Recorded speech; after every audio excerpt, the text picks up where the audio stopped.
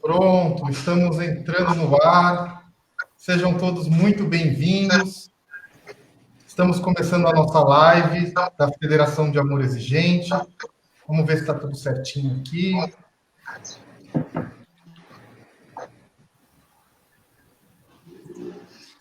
gente vai pedindo para vocês que estão chegando, compartilhando essa live na página de vocês, no perfil de vocês aí no Facebook. Sejam todos muito bem-vindos. E eu já gostaria de iniciar com um momento de espiritualidade, porque para mim espiritualidade é manifestar gratidão.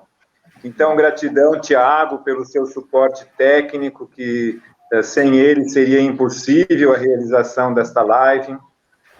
Gratidão, doutora Sineiva, pelo sim, para poder nos falar sobre esse tema tão importante, nesse momento tão confuso, em que nós estamos sem saber por quanto tempo podemos ficar diante das telas, nesse tempo de isolamento social.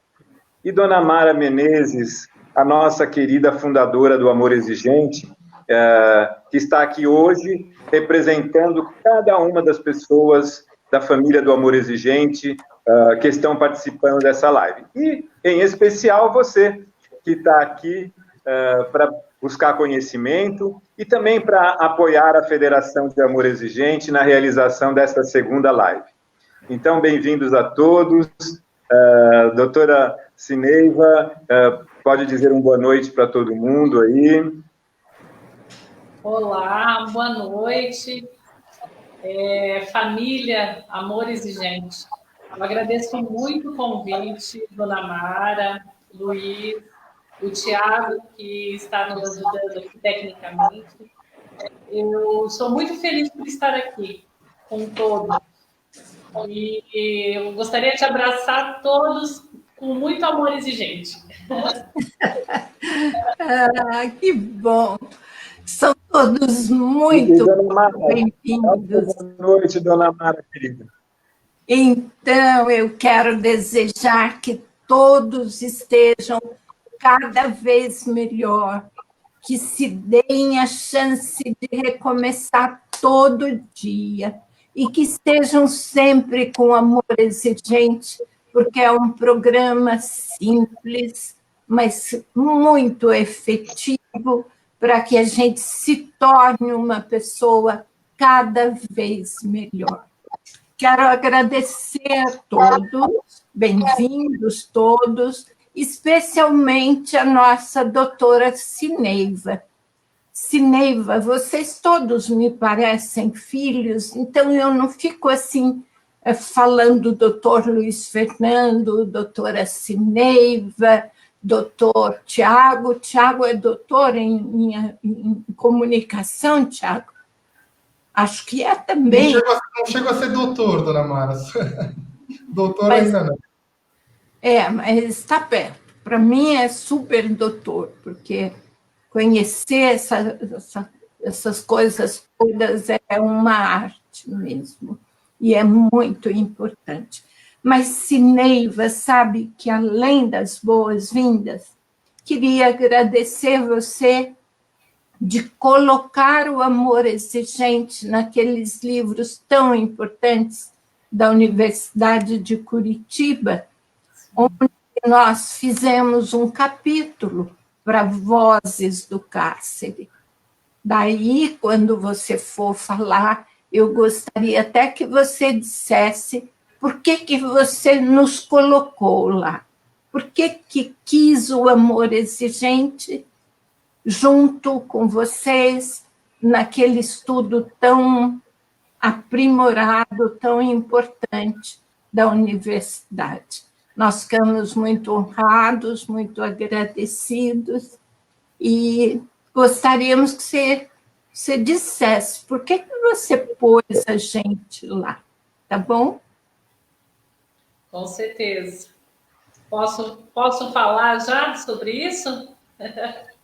Deixa eu só dar uma boa-vinda para quem está chegando agora. Já estamos com 80 pessoas aqui nos acompanhando, muita gente já comentando, mandando boa noite, mandando um abraço para vocês.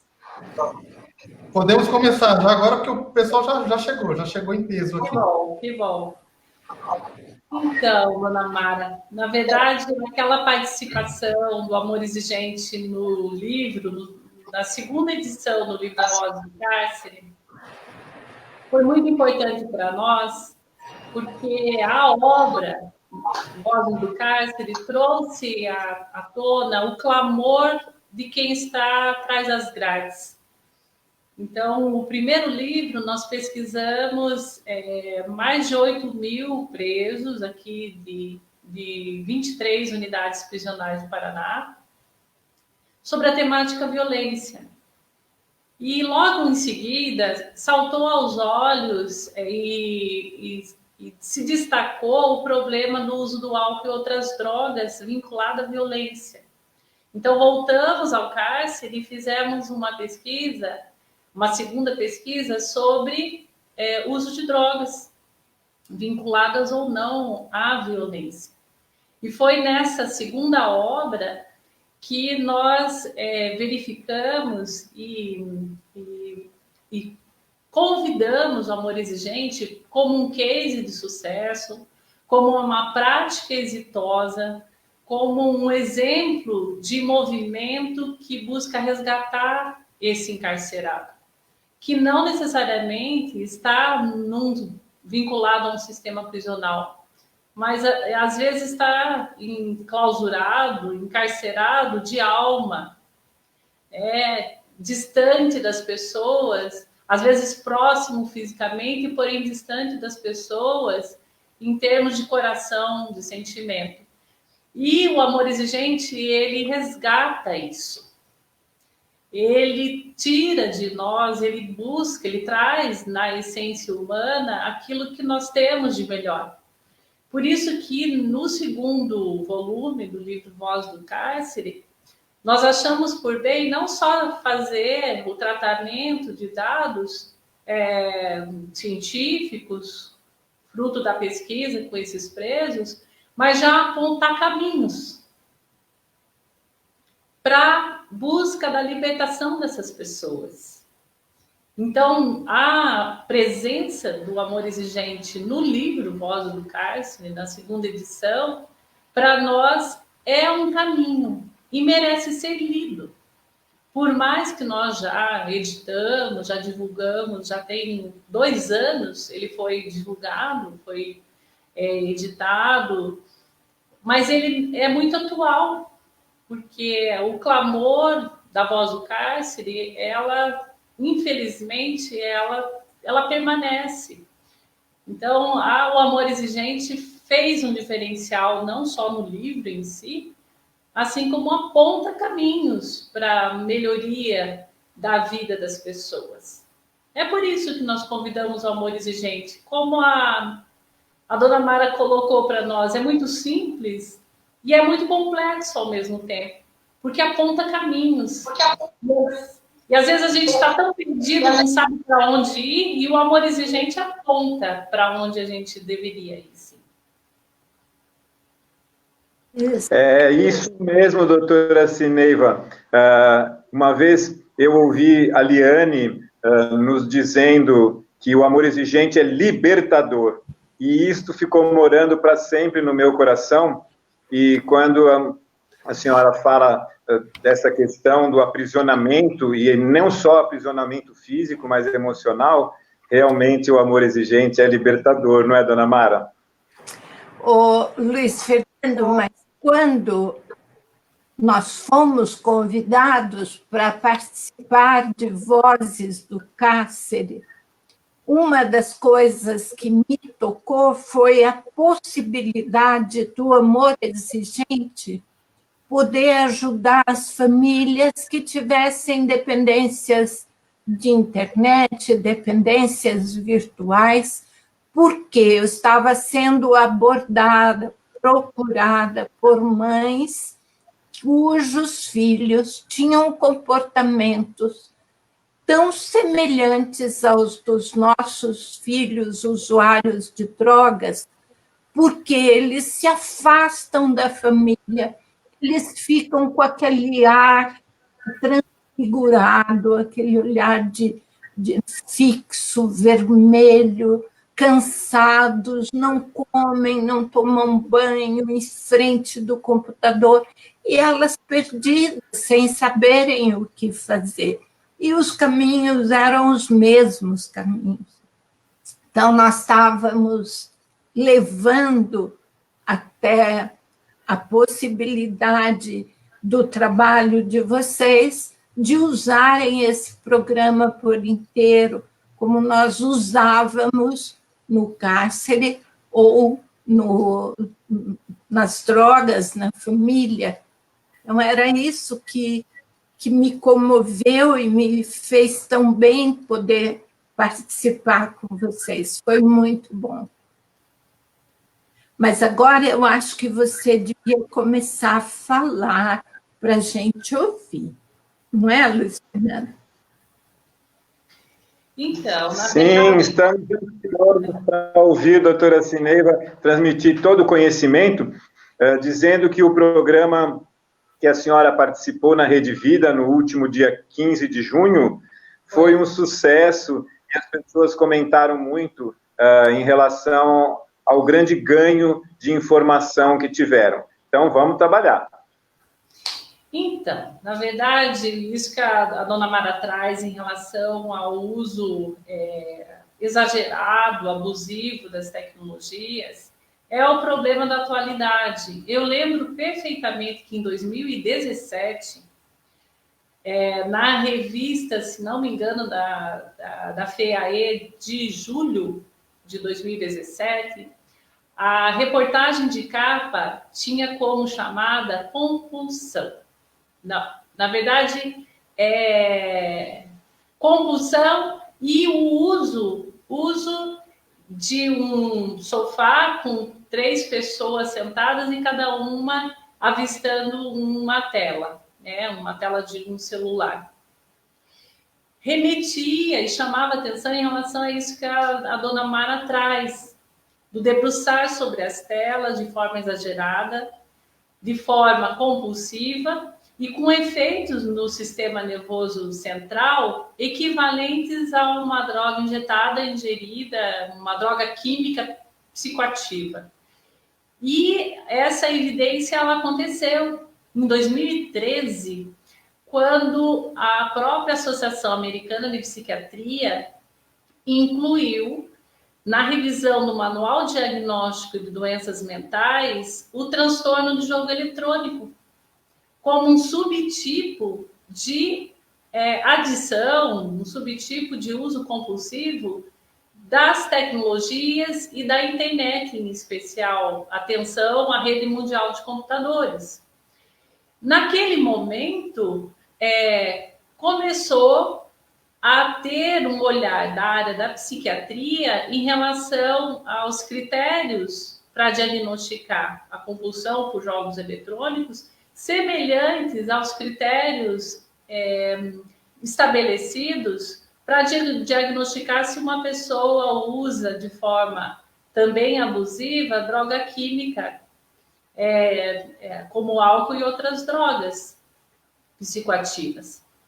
A partir dali, não só a psiquiatria, mas a própria neurociência passou a fazer um estudo do cérebro e verificar, várias pesquisas a partir de 2013 já mostram evidências científicas de que com estudos de neuroimagem, o cérebro, né, das pessoas que usam a tecnologia de forma compulsiva, ele está sendo modificado.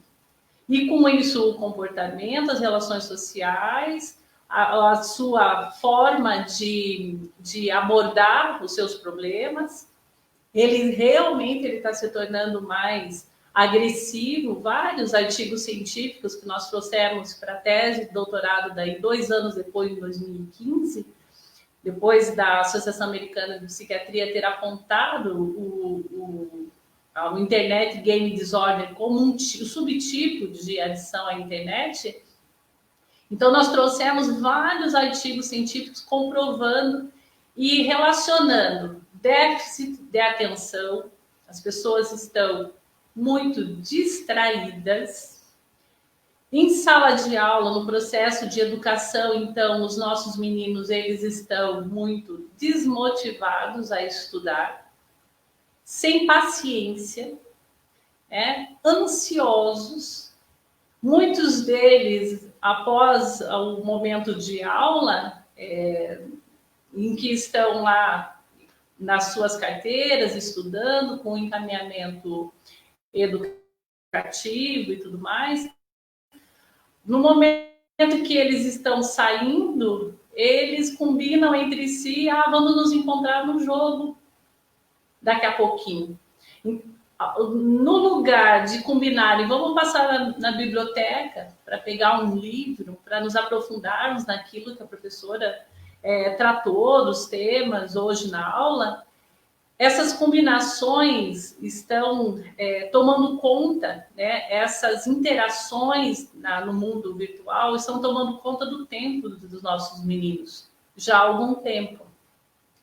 E a promessa de inclusão digital, principalmente no ambiente escolar, eu vou falar do ambiente escolar em primeira mão, porque eu sou professora. A promessa era de que colocariam computadores nas escolas para melhorar o processo de ensino e de aprendizagem. O meu aluno ia aprender melhor, mais rápido, ia desenvolver capacidades de visão espacial, mas não foi isso que aconteceu. Nossos meninos estão distraídos, sem vontade de se aprofundar em nada. Por quê?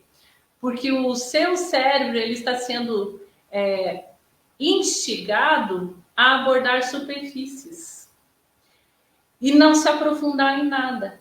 Abrir N telas e não ter o instigar de desenvolver criatividade, de imaginação. Ele não precisa imaginar, não precisa criar, porque já no apertar de botões está tudo pronto.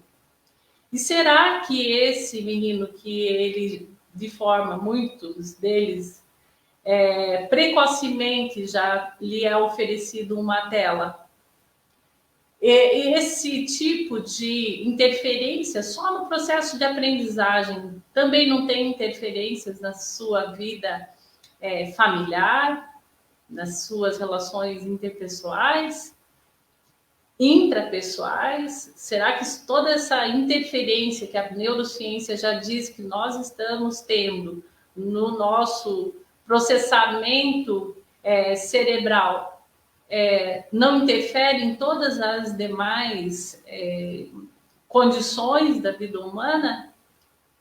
Então, é algo bem claro em termos de ciência, que os mesmos critérios que são estabelecidos para dizer que alguém usa de forma aditiva uma droga química psicoativa e isso tem interferência no sistema de recompensa cerebral, é o mesmo com a dependência sem substância, como é o caso de internet, dispositivos eletrônicos. Olha, eu acho isso ao mesmo tempo tão preocupante, porém tão importante você estar conosco, Cineva. Mais uma vez, obrigada de estar falando, de estar nos alertando. Eu gostaria, Luiz Fernando, de voltar um pouquinho atrás para você me ajudar com o seguinte: eu não sei bem o que dizer. É compulsão ou é dependência da mídia eletrônica, é dependência da internet? Como é que chama esse tipo de adição a computadores, a jogos eletrônicos? Adição, você disse, a jogos eletrônicos, mas existe outro nome para definir em português o uso abusivo da tecnologia? Quer dizer, como é que nós chamamos isso? Então, aqui no Brasil, o primeiro setor que começou a olhar esse impacto do uso humano, do uso da internet, foi o Ambulatório de Transtorno de Impulso do Instituto de Psiquiatria da USP. Em 2005, foi criado um núcleo de dependência de internet, coordenado dependência de internet. Em 2005, no Ambulatório de Transtornos de Impulso do Instituto de Psiquiatria da USP, coordenado pelo psicólogo renomado na área de saúde mental, Dr. Cristiano Nabuco. Então, já em 2005, ele criou, e esse grupo, esse núcleo, ele permanece ativo até hoje. Eles promovem psicoterapias de familiares de dependentes de internet, dona Mara. Desde 2005. Durante o meu doutorado, de 2011 a 2014, 15, onde eu defendi a tese, eu fiz uma imersão e acompanhei nesses grupos, eu acompanhei várias psicoterapias, várias sessões de psicoterapia de familiares dependentes de internet. Então, assim, uma pessoa que é diagnosticada pelo psiquiatra no Hospital de Clínicas da Universidade de São Paulo como um adicto, como um usuário de moderado a grau pesado de internet, ele é diagnosticado como um usuário de internet de forma compulsiva e seus familiares são convidados a participar dessas sessões de psicoterapia no Ambulatório de Transtorno de Impulso. Isso desde 2005. Aí, em 2011, o próprio Dr. Cristiano Nabuco, juntamente com uma norte-americana chamada Kimberly Young, da Pensilvânia, os dois organizaram o primeiro livro em língua portuguesa chamado Dependência de Internet. Trazendo vários artigos de psicólogos e psiquiatras contando o que eles estão fazendo em consultório para tratar dessa doença. Ou seja, em termos conceituais, aqui no Brasil, a exemplo do que o Dr. Cristiano trouxe, é dependência de internet. Porém, se fala também, eles mesmos às vezes falam, dependência tecnológica, que não é só a internet em si. A pessoa pode baixar um jogo, nem conectado está, e ele não conseguir mais abandonar e entra na sua vida de uma forma a ter interferências em todos os demais aspectos da vida dele. E não necessariamente está vinculado à internet. Não necessariamente está conectado. Porém, o efeito do uso do jogo eletrônico em rede, ele instiga que a pessoa aceita por um grupo. Então, se acabou a minha aula, né? Eu sou um jovem, uma jovem, acabou a minha aula e os meninos todos vão se encontrar daqui a pouco lá no jogo X. Eu não posso ficar de fora. Eu não vou para a biblioteca ser um ser solitário. Eu vou adentrar nesse mundo cibernético e vou me apropriar dele. Porém, o que acontece a partir daí? Segundo as evidências científicas, que com apenas 7 minutos de jogo eletrônico, o grau de euforia e de bem-estar que lhe é oferecido no momento que você começa a explorar esse jogo eletrônico é equivalente a uma droga injetada, ingerida. Então, diz ser uma dependência sem substância. Ué, mas eu não injetei a internet. Porém, a partir do momento que eu tenho a escolha, eu vou usar.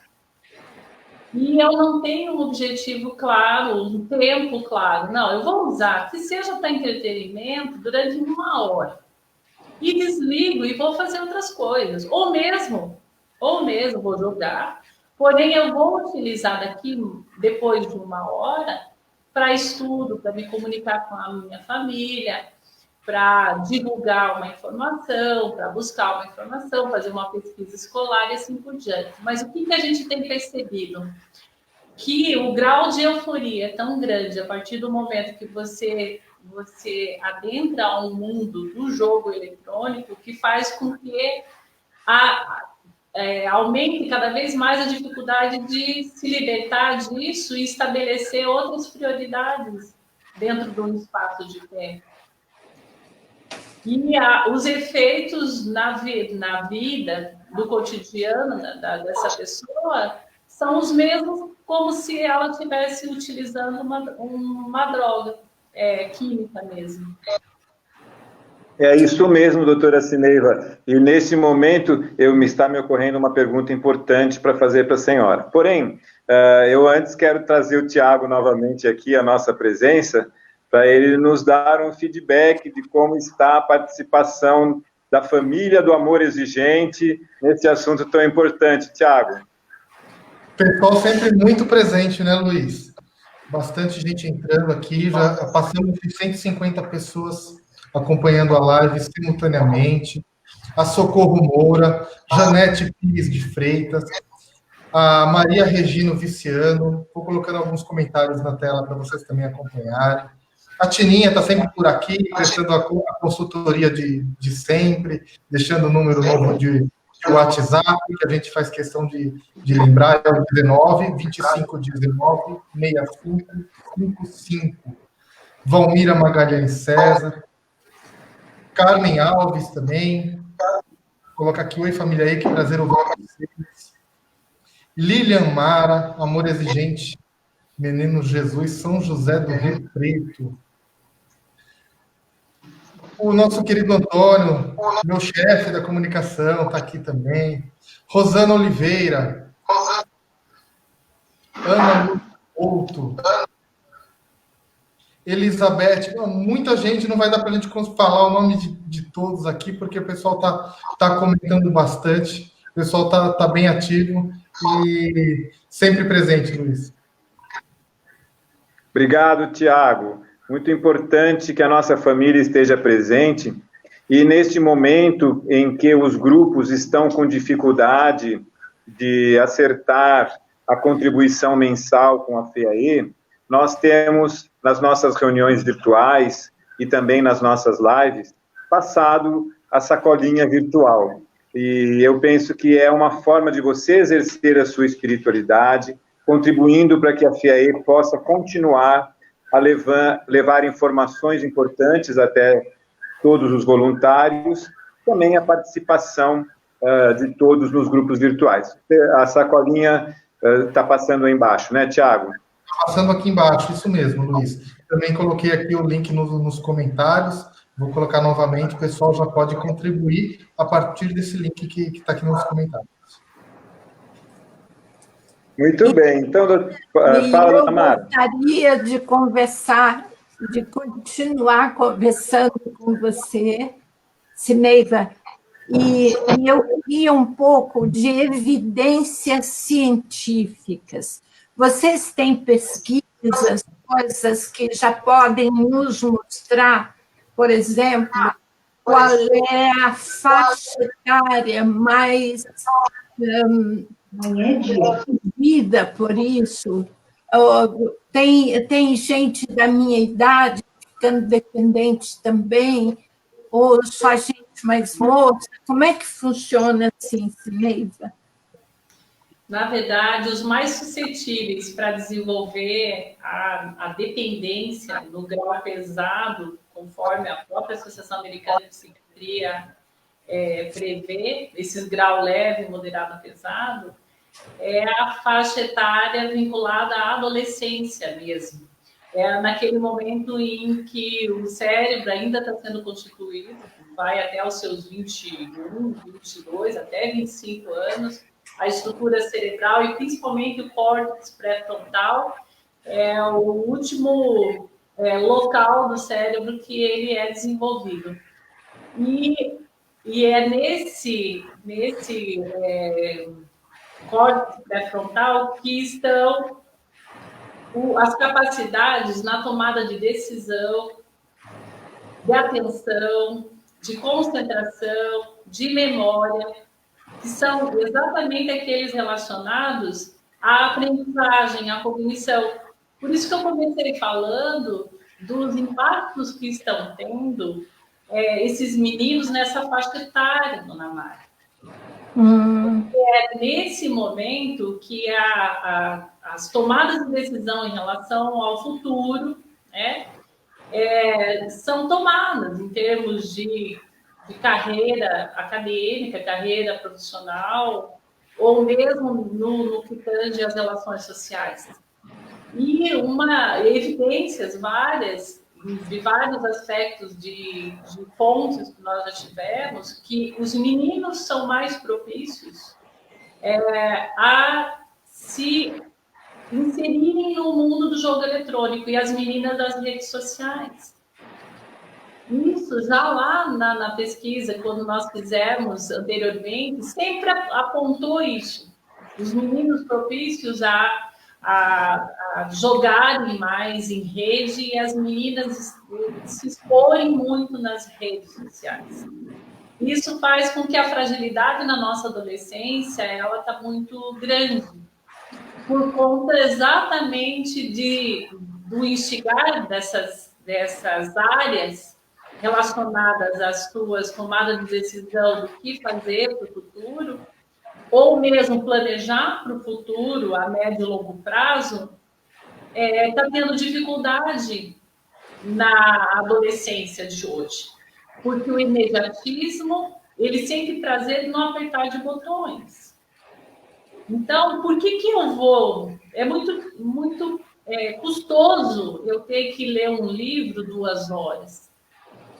Porque para eu sentir prazer, ao ponto de ter estímulos e ter euforia de forma igualitária a um jogo em 15 minutos, eu já sinto prazer, em termos, inclusive no sistema nervoso central, eles estão tendo dificuldade na capacidade de planejar a sua e disciplinar e tornar uma rotina diária, dia após dia, semanal, de estudo, por exemplo, que eles, porventura, vão ver resultado a médio, a anos adiante.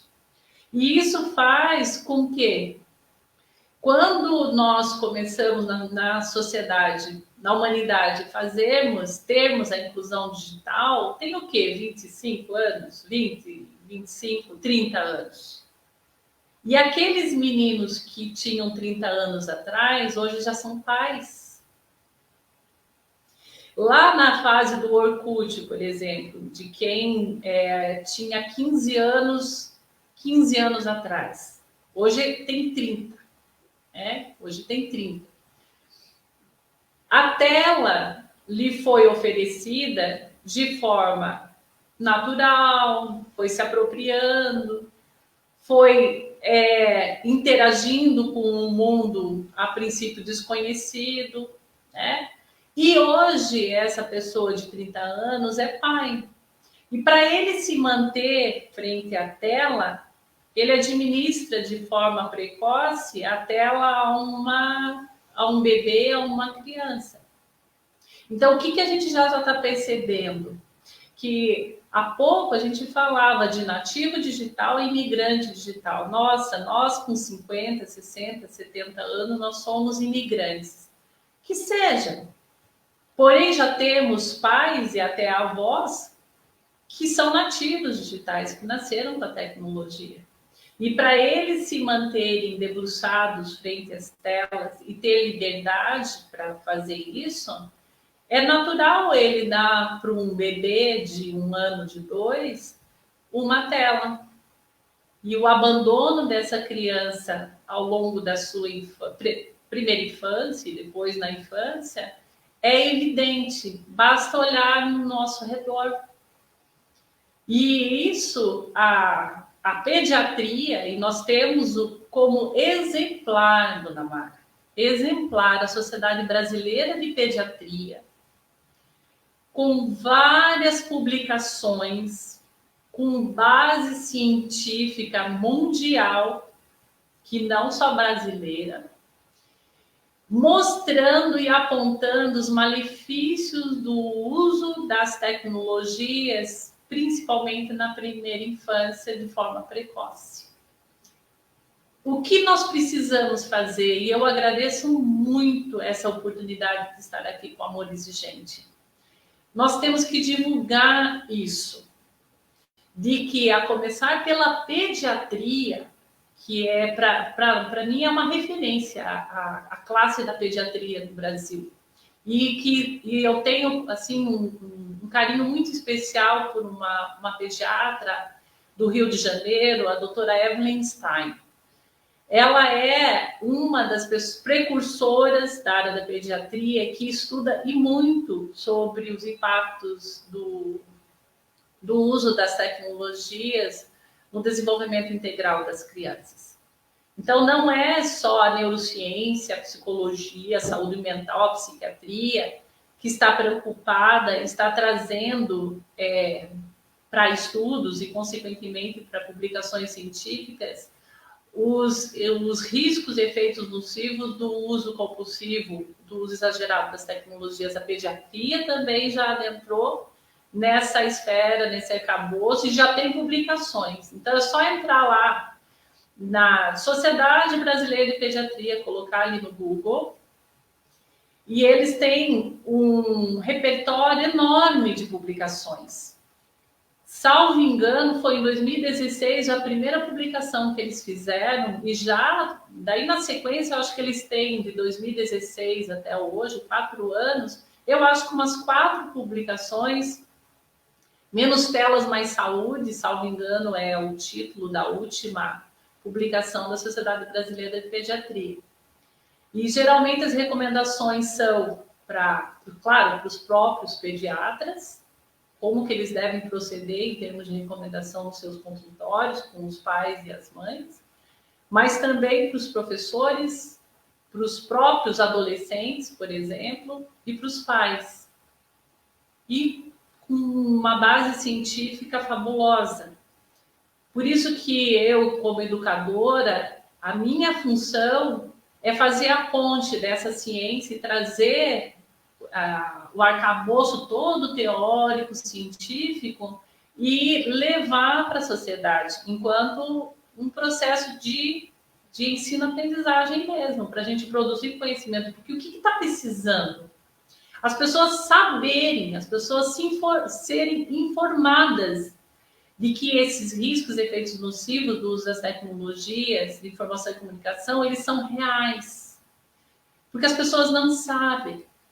Ela não sabe que ela está usando de forma agressiva aquela tela e está fazendo tão mal para ela. E o pior, levando os seus filhos a fazer o mesmo uso.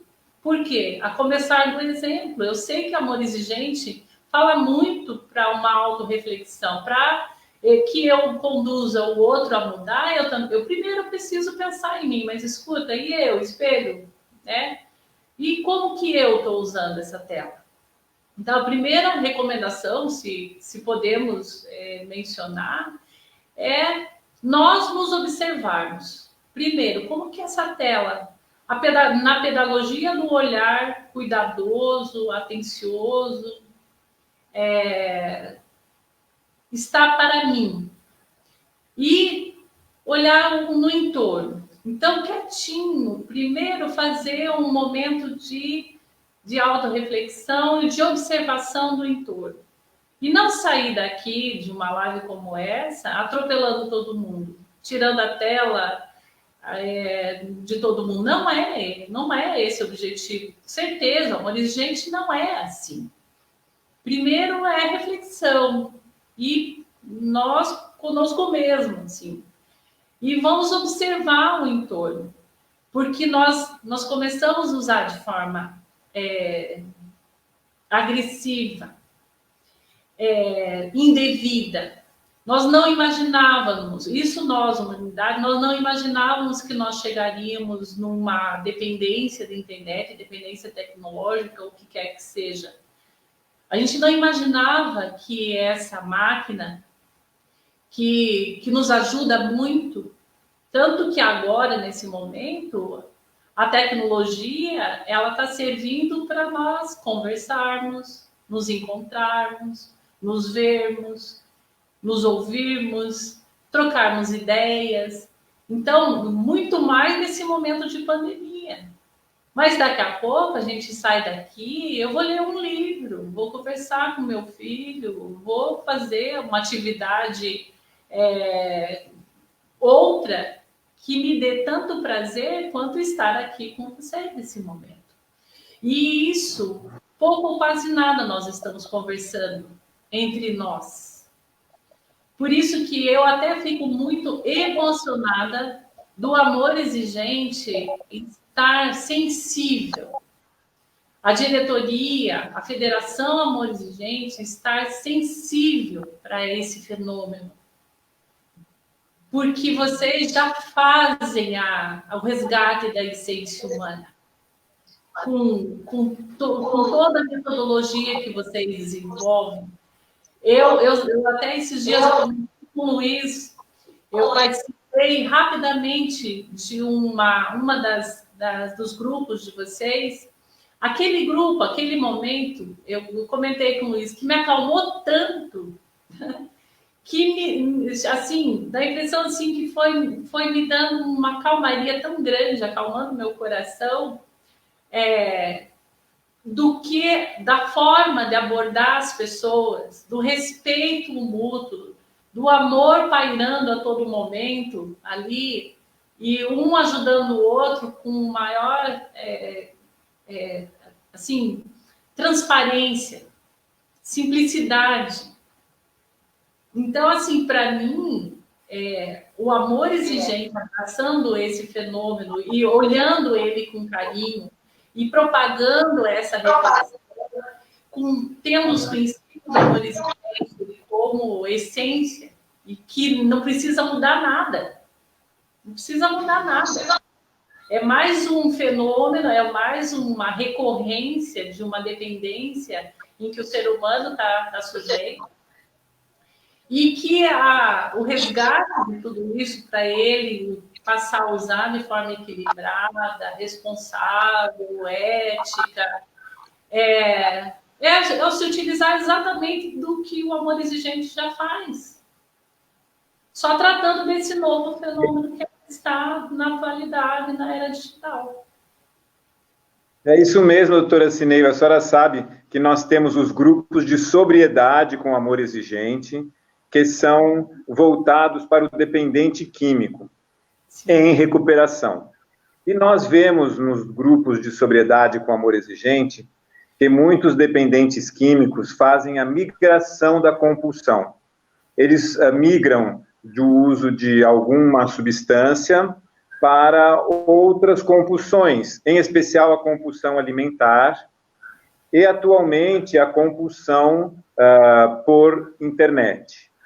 Então, aqui que fica um questionamento, e a senhora já começou a responder aí, em relação a esta questão espiritual e tudo mais, mas que fica este questionamento, porque em relação ao uso de drogas, o modelo Minnesota diz, evite o primeiro gole.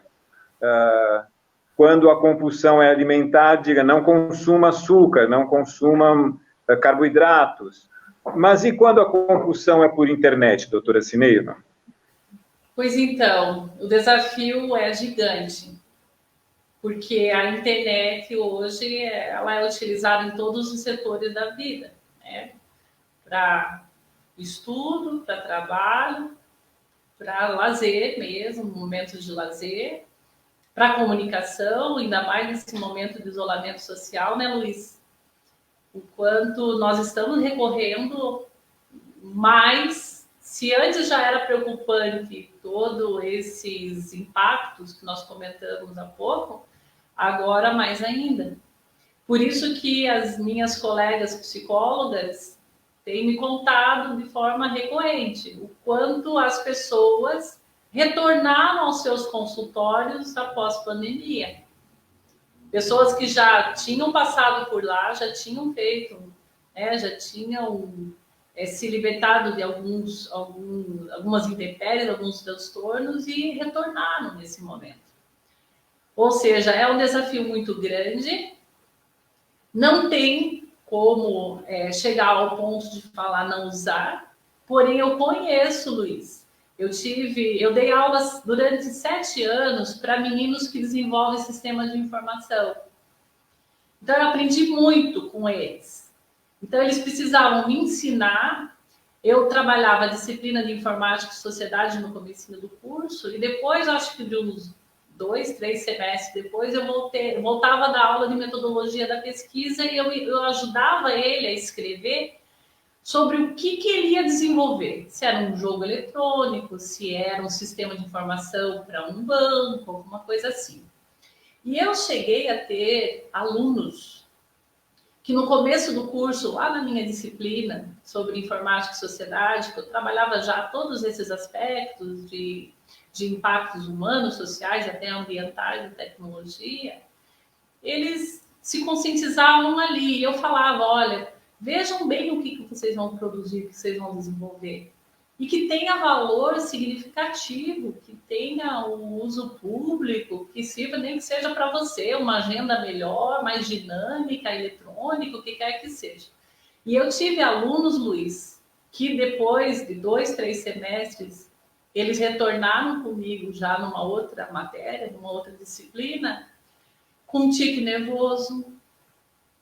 Eu tive alunos, um deles, que realmente ele passou a ficar tão estranho e ele foi pego com uma mochila nas costas e o laptop lá dentro das costas, ele falando em linguagem de programação, foi pego perambulando pela rua numa madrugada. Interrompeu o curso, depois voltou e no dia, ainda bem que ele conseguiu se recompor, e no dia da defesa do trabalho de conclusão de curso dele, estava lá o psiquiatra na plateia assistindo. Tive um outro aluno que realmente, Luiz, foi proibido, um excelente desenvolvedor de software de um órgão público aqui de Curitiba, e ele foi recomendado a ele pelo psiquiatra não chegar perto mais do sistema de informação. Ele estava em alto grau de transtorno mental por conta de, além dele ter se apropriado desse mundo do desenvolvimento de softwares, ele passou a ter aquilo como parte da vida dele. Ele sim chegou ao ponto de ser proibido. Então, o que a gente pensa? Bom, nem todos são desenvolvedores de softwares. Nem todos vão fazer disso profissão. Nem todos vão ficar 8 horas desenvolvendo um determinado sistema de informação. Nem todos vão chegar nesse ponto que eu comentei. Porque eu avistei, se fôssemos falar aqui só dos exemplos que nesses anos todos eu tenho visto nesse nível de problema, nós vamos ficar só falando dos exemplos aqui. Mas é muito importante ter isso como exemplo, que e até aí pode ser desenvolvido um problema de transtorno. Por isso que nós temos que fazer uma readequação, uma reestruturação, uma disciplina, uma nova rotina, a começar pelo novo olhar, o cuidado em relação ao nosso tempo, cuidado em relação na tratativa das pessoas, ao objetivo certo do uso. Eu vou usar, é para brincar mesmo, só que eu vou ficar um determinado tempo e eu preciso desligar. Só que nós precisamos conversar sobre isso, porque nem sempre a pessoa por si só consegue desenvolver a consciência em relação a essa condição que ele está submetido. Porque o que nós estamos vendo? Pessoas já utilizando a tecnologia, que não necessariamente é profissional da área de informática, de forma compulsiva. E para chegar ao ponto de proibir, como é conduzida a abstinência no momento de não dê o primeiro gole, não se aproxime, se evite até contato com pessoas relacionadas àquela, historicamente, na tua vida relacionada à droga. Então, o desafio é muito maior. O que precisamos é conversar de forma sistemática. É o que o Amor Exigente faz. É semanalmente conversar sobre. É claro que não vai se concentrar somente nesse problema, porque tem outras demandas, tem outros problemas que advêm da sociedade para o amor exigente. É tornar isso uma conversa sistêmica, permanente, para que as pessoas vão refletindo, se conscientizando, observando, ajudando aqueles que ainda não chegaram num grau de moderado a pesado do uso da tecnologia. E é nessa parte exatamente que eu penso que o Amor Exigente pode ajudar as famílias, né, Dona Mara? Trabalhando os 5 R's da Dona Mara e tantas coisas mais. Dona Mara, eu vou pedir, faltam apenas 10 minutos para nós encerrarmos a live, que a senhora prepare aí um comentário e uma pergunta para a doutora Sineiva, e antes disso, o Tiago faça mais um posicionamento aí, como é que está caminhando a nossa live, meu amigo. Tá ótima, Luiz, tá ótima. Deixa eu fazer alguns registros aqui do pessoal que está entrando, comentando. Por exemplo, o nosso presidente, Miguel Tortorelli, estava presente aqui na live com a gente. Querido Miguel, saudades. A Luciana de Votuporanga, também presente aqui na live. Clotilde Castro Toffoli, gratidão pela importante informação. Pessoal comentando, pessoal fazendo pergunta, realmente tem bastante interação aqui com o pessoal, vou colocando algumas na tela. Deise Tavares, Carmen Lúcia dos Santos, Eunice Moreira, Maria de Frontin Werneck, Janete Pires de Freitas, Raíssa Landim, Rita de Cássio, Vera Alice Calisto, Ademilton Zanini, muita gente mesmo, muitos comentários, infelizmente não dá para a gente ler todos, colocar todas as perguntas na tela. Olívia Barreiro, pessoal muito ativo aqui no chat também, viu, Luiz? Importante. Que bom, Tiago, muito obrigado. Então, aí, Dona Mara, o que a senhora pensou de perguntar ou de comentar para a doutora Sineiva? Eu estou tão encantada com a Sineiva e o que eu posso dizer, Sineiva, nós temos a resposta como proteção para as nossas crianças e adolescentes de uma maneira simples, leve, mas muito efetiva. Agora, eu gostaria muito que você, antes de terminar, você tem um tempinho curto, você nos dissesse bem objetivamente quais são os fatores ou os sinais que a gente deve estar atentas, as mães, as famílias, para que as nossas crianças não cheguem à dependência, ao uso moderado ou grave da internet, uso abusivo da tecnologia. O que é que nós devemos notar? Quais são os sinais de alarme, os riscos? O que nós temos que ver nisso? Na verdade, uma das primeiras coisas, o isolamento, o isolamento do quarto, a falta de querer estar junto, vamos lá no mercado, meu filho, vamos juntos, vem ajudar nas tarefas de casa, ou mesmo para de conversar. se isola, não conta as coisas. E eu já trago, junto a isso, a esses sinais, a necessidade de resgatar o diálogo, dona Mara. A proximidade que não só física, mas do olhar, do cuidado, do toque. A criança, o adolescente, ele, o ser humano em si, nós precisamos nos aproximar um dos outros, mas não só fisicamente, e cada um no seu celular.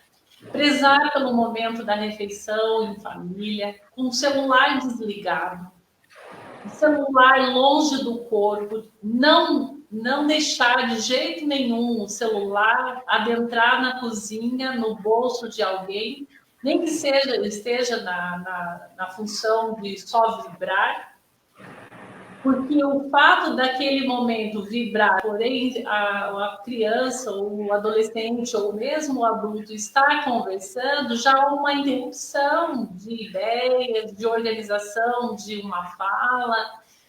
E isso são atitudes simples, são regras, sim, que devem ser cumpridas, sim, por todos. E se o pai, a mãe, o tio, o avô quer ver os seus filhos, as suas crianças, os seus adolescentes resgatando práticas musicais, artísticas, poéticas, que voltem a ser criativos e que imaginem em desenhos, na letra, e desenvolvam a linguagem escrita e oral, eles precisam ver os seus pais, seus tios, seus avós, suas mães fazendo isso. Cuidando de plantas, indo à feira, ou antes disso, planejando uma refeição que seja na semana, em conjunto, de modo que busquem uma receita específica, vão junto na feira e cada um vai cortar uma coisa, mas com o celular desligado. Então, assim, nossa, utopia, nem a televisão está lá na cozinha, está ligada, ninguém consegue ficar na cozinha, almoçar, sem ligar aquela tela na frente de todos. Gente, um período da nossa vida em comunhão, principalmente com os nossos filhos pequenos e na adolescência, passa muito rápido. O que nós estamos fazendo com as nossas famílias? As nossas relações humanas? Já tem evidência científica que esses jogos eletrônicos, eles saltam as telas e cada vez mais, se você não ceifar vidas, você não sobe de nível e você não se sente eufórico tanto quanto. E como assim? Se os meninos cada vez mais só encontram jogos eletrônicos que ele vai sentir euforia ao ceifar vidas, será que isso não vai interferir no seu caráter, na sua forma de abordar e de expressar um sentimento, um comportamento no momento que um estresse lhe é conferido? Ou seja, resgatar a família, resgatar o convívio, resgatar a essência da proximidade no olhar, no toque, no cuidado e no observar, e no observar em si mesmo.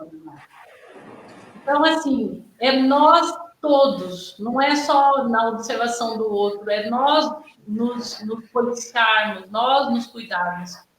Por que houve o aumento do número de acidentes de trânsito? Porque nós estamos distraídos até do trânsito, não é só dentro de casa, não é só no trabalho.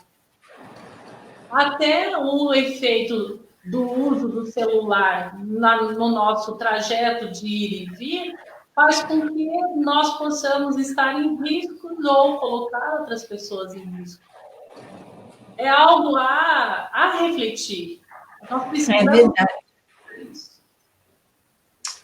Olha, eu acho que você vai voltar terminando a nossa perguntas. Não é, Luiz Fernando? Temos mais perguntas. Acho que vamos ter que fazer outra live daqui a pouco.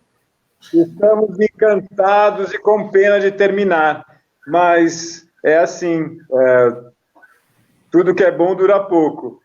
As despedidas nossas agora, a partir do Tiago, a minha já faço agora, gratidão por todos, em especial para a nossa convidada especial, doutora Sineiva, e para a nossa fundadora do Amor Exigente, dona Mara.